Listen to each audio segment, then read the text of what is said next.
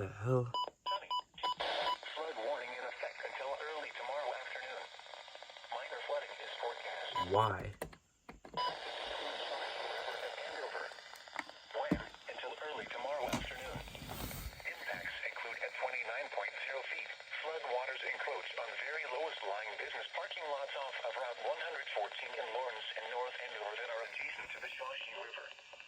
At 1:30 p.m. Eastern Daylight Time Wednesday, the stage was 28.9 feet. Bankwell stage is 29.0 feet. Forecast. The river is expected to rise above flood stage late this afternoon to a crest at 29.2 feet this evening. It will then fall below flood stage tomorrow morning. Flood stage is 29.0 feet. Flood history. This crest compares to a previous crest at 29.2 feet on September 4th, 2021. http://www.weather.gov/safety/flood.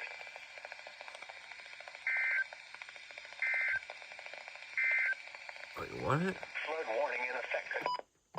Afternoon. Natural and heating. Rest expected include when until Okay. Just don't do a weekly at all today. It's Wednesday. No inclement weather at all. Hasn't even rained. Don't do a weekly. But, just put out a flood warning.